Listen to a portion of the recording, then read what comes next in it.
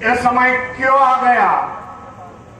क्योंकि हमारे महापुरुषों ने इतनी बड़ी संगठन खड़ी की, लेकिन हम कम पड़ गए कि हम सत्यशोधक समाज आगे चलाने में असमर्थ हो गए। यह सच्चाई भी जाननी पड़ेगी और उस पर गौर करके विचार करना पड़ेगा।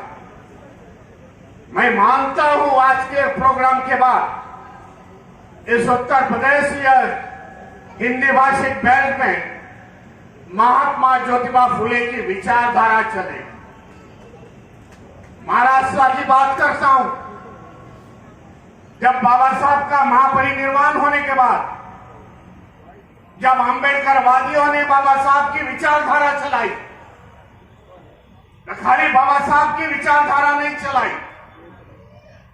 तो उन्होंने महात्मा फुले की विचारधारा चलाई, छत्रपति शाहू महाराज की विचारधारा चलाई और पूरे भारत में ये विचारधारा।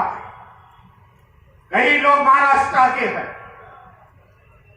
जो महात्मा ज्योतिबा फुले से आते हैं, मिनिस्टर बन गए, लेकिन 80 के दशक में और डरते थे महात्मा ज्योतिबा फुले का नाम महाराष्ट्र में बोलने की। ये भी सच्चाई है। क्यों हम पीछे पड़ गए? क्योंकि मनुवादी संस्था आगे बढ़ गई। हम डर गए थे कि बहुजनों के विचार हम कैसे लेके जाए, लेकिन समय बदल चुका है। मैं आपको बताना चाहता हूं, इस विचारधारा से ना हमें चलना पड़ेगा। महात्मा ज्योतिबा फुले की बात करनी है। उस समय उन्होंने पहला स्कूल महाराष्ट्र में जो निकाला, पुणे में, जो 1 जनवरी 1848 में निकाला, वो दिन कौन सा था?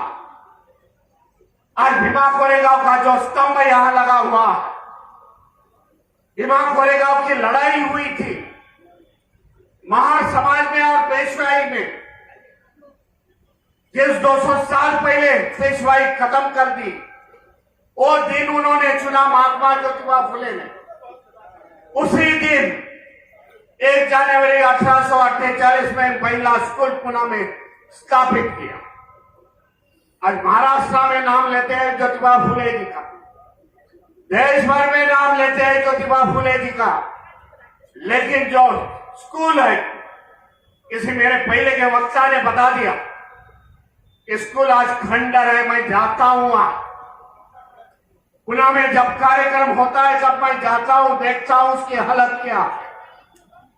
आज सरकार, महाराष्ट्र की सरकार फुले शाहू अम्बेडकर नाम लेते चलते हैं, लेकिन स्कूल पर देखते नहीं। विचारधारों पर हमें चलना पड़ेगा, राजनीति का परिवर्तन करना पड़ेगा, तो महापुरुषों की विचारधारा इस देश में चलेगी। इसके लिए हमें परिवर्तन होना जरूरी है। बड़ी कठिनाई उस समय महात्मा ज्योतिबा फुले ने निभाई है। अनेक अन्याय अत्याचार हुए, जिस प्रकार पे बाबा साहब अपमानित हो गए, उस प्रकार के फुले जी को उसकी हिस्ट्री देखी जाए तो अपमानित हुए हैं। फुले महाराष्ट्र से पहले आदमी है जिन्होंने छत्रपति शिवाजी महाराज की समाधि ढूंढ के निकाली। जो छत्रपति शिवाजी महाराज हैं, जिनके सैन्य में सभी जातियों के सैनिक थे, जिन्होंने समझे का मार्ग 1600 सदियों में यह महाराष्ट्र और देश को दिखाया, उनकी समाधि ढूंढने वाले महात्मा ज्योतिबा फुले थे। और बाद में महात्मा ज्योतिबा फुले ने छत्रपति शिवाजी महाराज की जयंती पूरे महाराष्ट्र में शुरू कर दी और बता दिया बहुजन समाज को, ये हमारे पुरुष हैं, ये पुरुष के भाव विचारों पर चलना चाहिए। ये मनुवादी ताकतों ने देख लिया कि महात्मा ज्योतिबा फुले ने छत्रपति शिवाजी महाराज की जयंती साजरी करते हुए लाखों की संख्या से लोग इकट्ठा हो रहे। सोच लो उस समय की बात, तब बाल गंगाधर तिलक ने गणपति महोत्सव शुरू कर दिया। आज गणपति महोत्सव 10 दिन का महोत्सव चालू है। कि उन्होंने काट डाला कि महापुरुषों की विचारधारा, बहुजनों को बता दिया कि यही देव देवता है कि ये तुम्हारा भला बुरा करेंगे।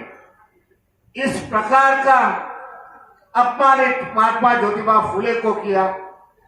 इस विचारधारा से हमें कुछ पढ़ना चाहिए, सीखना चाहिए। महात्मा ज्योतिबा फुले ये थे कि जिन्होंने, जो बाबा साहब ने उनको गुरु समझा, गुरु, वो महात्मा ज्योतिबा फुले ने आगे जाके अपना घरदार और 18 स्कूल निकाल डाले, अपने जो घर में रहते थे वहां भी स्कूल निकाल डाले। इस प्रकार का इतिहास महात्मा ज्योतिबा फुले का है। एक ही बताना चाहता हूं, ये महापुरुषों के बारे में जो विचारधारा छत्रपति शिवाजी महाराज से चली 16 से सदियों से, वो विचारधारा फिर बाद में महात्मा ज्योतिबा फुले ने चलाई।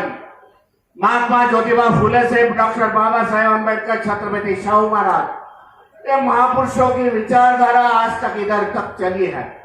हमें क्या करना है, या सोचना पड़ेगा कि हमें महापुरुषों की विचारधारा लेके चलनी पड़ेगी। आने वाला समय बहुत कठिन मैं समझता हूं, जो स्वामी प्रसाद मौर्य ने यहाँ बता दिया है। आने वाला समय में जो बाबा साहब ने कहा था, भाई पढ़ो, हम तो पढ़ लिख के तैयार हो गए, गवर्नमेंट अधिकारी बन गए, टीचर बन गए, लेकिन ये सरकार ने आज एजुकेशन इतना महंगा करके रखा है, एजुकेशन का प्राइवेटाइजेशन किया है। एजुकेशन के माध्यम से हम लोग जो गवर्नमेंट अधिकारी बन गए, तो आज प्राइवेटाइजेशन, निजीकरण का मामला चल रहा है। सब गवर्नमेंट की कंपनियां आज बेची जा रही है। इसके लिए आने वाले समय में हमें क्या करना पड़ेगा, या तैयार करना पड़ेगा, मैं समझता हूं। आने वाले समय में 2024 में जो जनरल इलेक्शन हो रहा, बाबा साहब ने हमें वोटिंग का अधिकार दिया, और वोटिंग का अधिकार से हम लोग बदलाव, इस देश में राजनीतिक बदलाव हम कर सकते हैं। इतनी हमारी ताकतें हैं, हमें कम नहीं समझना चाहिए। मैं कई बहुजन समाज के लोगों को से बात करता हूं, हम कम समझते हैं खुद को कि हमने हमारी ताकत नहीं पहचानी। इसके लिए आने वाले समय में हमारी ताकत हम लोग पहचान चाहिए। हम 85% लोग इस भारत देश में हैं, और 85% लोग जब इकट्ठा आएंगे तो ये मनुवादी ताकतें, मनुवादी सरकारें, हम उलझ जाएंगे। और मैं सोचता हूं आने वाले समय में जो संविधान को मानने वाली पार्टियां, बहुजनों के विचारधारा लेने वाली पार्टियां, उसको ही दिल्ली के तख्त में बैठाने का यही कारण है। हम लोग 150वीं सत्यशोधक समाज के जो कार्यक्रम हो रहा है, मैं समझता हूं वही महात्मा ज्योतिबा फुले को अभिवादन हो सकता है। आप सभी इतने समय से रुके हुए, ज्यादा समय न लेते हुए, आप सभी को धन्यवाद देता हूं, और एक संकल्प लेकर चलिए। आने वाले समय में हम महापुरुषों की विचारधारा इस देश में चलाएंगे। नमो बुद्धाय, जय भीम, जय संविधान, जय ज्योति।